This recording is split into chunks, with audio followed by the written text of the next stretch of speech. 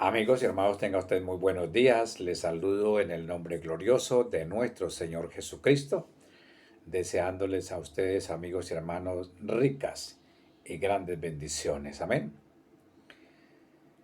En este domingo de diciembre ya, terminando este año, les invito, amigos y hermanos, a que tengamos este tiempo de oración. Amén.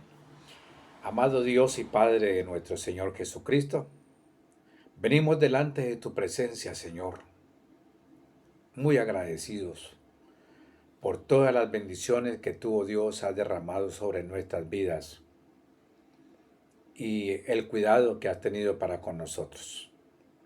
Muchas gracias, Padre, por las cosas buenas, por las cosas adversas, porque todas sirven para bien. Oramos en esta mañana, Dios maravilloso, para que tu palabra, Señor, nos enseñe, para que tu palabra, oh Dios, nos llene de conocimiento y de verdad a través de tu Santo Espíritu. Muchas gracias, Señor, por el Consolador, por el amigo que nos dejó para que Él esté con nosotros todos los días hasta el fin del mundo. Muchas gracias, oh Dios, por tu Hijo Jesucristo, en quien revelaste todo tu amor y todos sus afectos espirituales para nuestras vidas. En el nombre de Jesús. Amén. Bien, mi amigo y hermano, esta mañana vamos a tomar la Biblia. Amén, la palabra de Dios. Y vamos a dejar que la palabra del Señor sea ministrando nuestras vidas y llenando nuestros corazones. Amén. Juan 1:1 dice, en el principio era el verbo, y el verbo era con Dios, y él mismo era Dios. Amén. Amigo y hermano, el tema que hemos tomado en esta mañana se llama Navidad o consumo.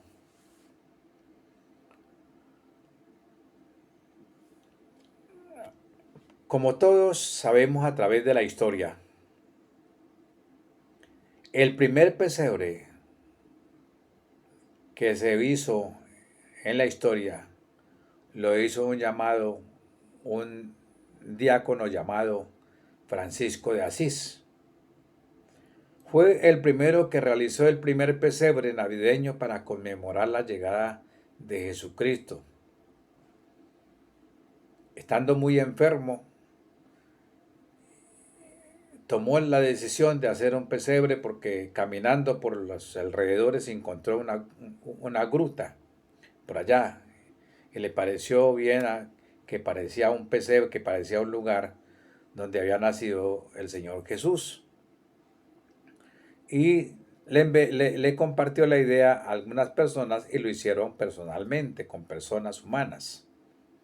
Y de esa manera, entonces el consumismo fue progresando cada día y ya no se hacen con personas, sino con muñequitos y una cantidad de cosas, ¿verdad? De tal manera que el nacimiento de Jesús hoy en día ya no es como verdaderamente debe ser, sino una forma de consumismo donde se compra el muñequito y se pone allá y sucesivamente. Con el árbol de Navidad se originó también en Alemania, o sea que tenemos dos personajes, uno italiano y otro alemán. En la época medieval, donde por aquel entonces los germanos decoraban un roble pagano con antorchas para celebrar el solsticio del invierno y bailaban a su alrededor. Era una costumbre fuertemente arraigada al territorio teutón, que con el correr de los años se fue haciendo extensiva a muchos países del mundo. Una de las primeras pruebas documentadas y fehaciente es un manuscrito fechado en 1605, cuyo texto, amigo y hermano, refiere a que en el sudeste de Alemania y Alsacia, en Navidad, se preparaban abetos en los locales de Hamburgo, adornados con rosas, hechas con papeles multicolores, manzanas, hostias, golosinas. La festividad se fortaleció en Occidente y se hizo popular a fines del primer milenio en el año de 1840. La Navidad se propagó por el mundo gracias a la imagen de alemanes a los Estados Unidos y otros países. La Navidad en la cultura estadounidense sería irreconocible sin las tradiciones que los inmigrantes germánicos incorporaron con la figura del Papá Noel. Y el protagonista principal del festejo bajo la cual se ponen los regalos. El árbol de Navidad, las luces decorando afuera de las casas, la cena con tamales y piernas o pavos, los fuegos pirotécnicos y todos corriendo por sus vidas o las ofertas de fin de año aparecen en la época de Navidad, pero no son la Navidad. La Navidad, amigo y hermano, viene del latín nativitas, que significa nacimiento y es celebrar el nacimiento de Jesús. Y quiero compartir, amigos y hermanos, en esta mañana dominical, 4 cositas muy importantes que si usted no las conoce, las va a recordar, ¿verdad? ¿Por qué nació Jesús? Jesús nació primero para mostrarnos el camino al Padre. ¿Quién podía conocer a Dios a menos que Él se revelara a nosotros? Y en Jesús, Dios se reveló completamente y vino a mostrarnos el camino al Padre, que es Jesús mismo, su encarnación, que haya dejado la gloria y tomado la forma de hombre, hizo que la luz resplandeciera frente a las tinieblas. Esta luz, que era la vida, nos muestra el camino al Padre, y ese camino es el mismo encarnado, crucificado, resucitado, intercediendo hoy por nosotros ante el Padre, amigo y hermano. Juan 14, 5 y 6 dijo: entonces Tomás, Señor, no sabemos a dónde vas. Así que ¿cómo podemos conocer el camino? El Señor Jesús respondió: yo soy el camino, la verdad y la vida. Les contestó el Señor Jesús: nadie llegará al Padre sino por mí. La segunda cosita, amigo y hermano, ¿por qué nació Jesús? Fue para cumplir con las obras que demanda la ley, que demandaba la ley de Dios, y que ninguno de nosotros jamás hubiéramos podido ni siquiera cumplir una. Nadie en la historia, amigo y hermano, de la humanidad ha podido cumplir los mandamientos que Dios le entregó a Moisés. Con un mandamiento que quebrantemos, somos culpables de muerte y de muerte eterna. Solo Jesús, la divinidad que se vistió de carne y hueso, fue tentado en todo, pero sin pecado, convirtiéndose así en el único capaz de morir en la cruz, el justo por los injustos, para cargar con nuestros pecados. Hebreos 4, 14 al 16. Por lo tanto, ya que en Jesús, el Hijo de Dios, tenemos un gran sumo sacerdote que ha atravesado los cielos, aferrémonos a la fe que profesamos.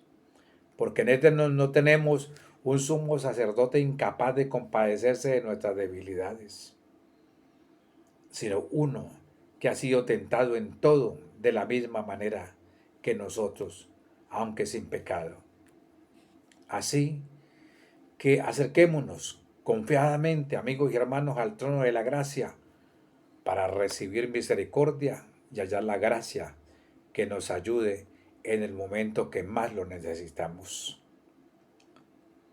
Tercero, el Señor Jesús nació para que con su muerte aplacara la ira de Dios y nos reconciliara con Él.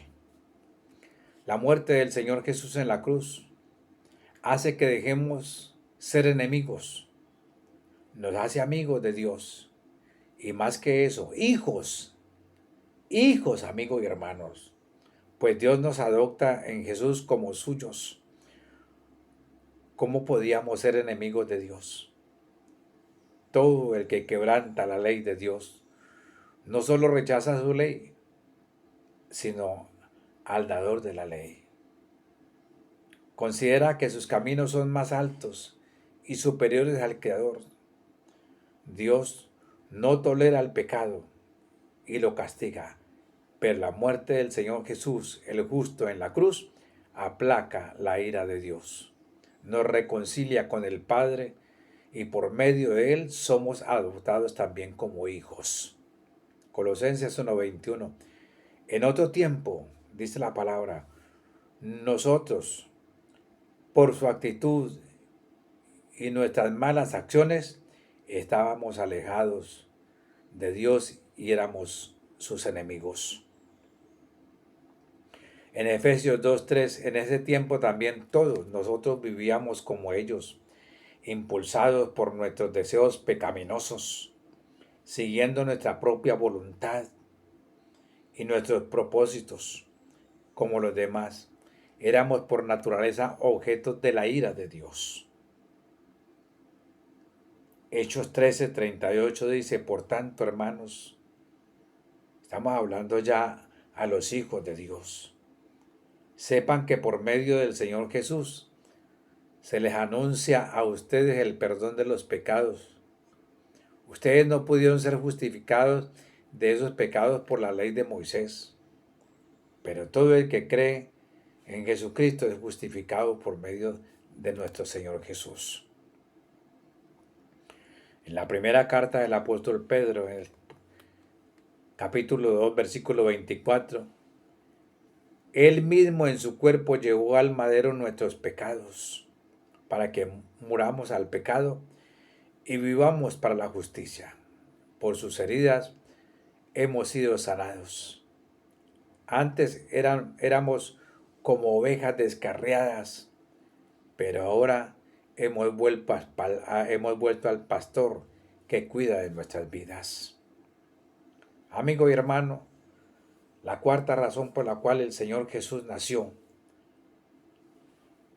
para que al creer en Él y en su sacrificio en la cruz, podamos tomar arrepentimiento en nuestros pecados y poder tener una nueva vida con promesa de vida eterna. Juan 5:24 dice, ciertamente les aseguro que el que oye mi palabra y cree al que me envió tiene vida eterna y no será juzgado, sino que ha pasado de la muerte a la vida. En la carta de la segunda de Corintios 5:17 al 21, por lo tanto, si alguno está en Cristo, es una nueva criatura. Lo viejo ha pasado, ha llegado lo nuevo. Todo esto, amigo y hermano, proviene de Dios, quien por medio de Cristo nos reconcilió consigo mismo y nos dio el ministerio de la reconciliación. Esto es, que en Cristo Dios estaba reconciliando al mundo consigo mismo, no tomándole en cuenta sus pecados y encargándonos a nosotros el mensaje de la reconciliación. Así que somos embajadores de Cristo, como si Dios los exhortara a ustedes por medio de nosotros. En nombre de Cristo les rogamos que se reconcilien con Dios, al que no cometió pecado alguno por nosotros. Dios lo trató como pecador para que en él recibiéramos la justicia de Dios. Demos gracias en oración por el Señor Jesús, nuestro Salvador, y porque nos empodere con su Espíritu Santo para vivir como Jesús vivió. No por miedo a una condenación, sino por amor y gratitud por el que nos reconcilió con el Padre en la cruz del Calvario. Hoy somos hijos e hijas amados por Él, amigo y hermano. Por eso debemos nosotros cada día reconocer que Jesús no es una ley de consumo para nuestras vidas, sino es un Dios maravilloso que quiere entronizar el señorío de Cristo en nuestros corazones y dejarnos una compañía maravillosa que es el Espíritu de Dios para que Él nos lleve a todo conocimiento y a toda verdad y podamos mantener esa relación y esa comunicación con Él cada día. Amigos y hermanos, usted que estás ahí introducido en la ley del consumismo, usted que elabora su árbol de Navidad para no meter a Cristo en su corazón, usted que prefiere hacer el pesebre y no tenerlo en su corazón, lo hace. Pero nosotros, los hijos de Dios, tenemos a Jesús en nuestro corazón. El Espíritu Santo de Dios da testimonio a nuestro espíritu que Él es el Hijo de Dios. Y el pesebre en nuestro corazón. No muñequitos de lata o de madera o de plásticos. Amigo y hermano, no fomente el consumismo de la Navidad distorsionando la fe de la humanidad. Que el Señor les bendiga, que el Señor los guarde y los cuide y que la paz de Dios que sobrepasa a todo entendimiento, amigo y hermano, conserve vuestros corazones en Cristo Jesús. Gracias a Dios por la Navidad que ya tenemos en nuestro corazón, activa, formada, estructurada, establecida por el Espíritu Santo de Dios en nuestros corazones. Bendiciones, amigos y hermanos, y que la paz de Dios, que sobrepasa a todo entendimiento, conserve en completa paz vuestros corazones y, como siempre digo, el que habita al abrigo del Altísimo morará bajo la sombra del Omnipotente. Diré yo, esperanza mía y castillo mío, mi Dios en quien confiaré. Mi amigo y hermano, que pases una feliz semana y que la paz de Dios esté sobre su vida. Y como siempre le digo, encomiéndele al Señor todas las cosas. Póngalas en las manos del Señor todos los proyectos, propósitos, metas que vas a realizar en el transcurso de esta semana y deje que Él haga las cosas y te ayude. Amén. Recordándoles a ustedes que el próximo domingo, 18 de diciembre, estaremos llevando a cabo, amigos y hermanos, la predicación de acción de gracias. Que el Señor los bendiga y feliz semana.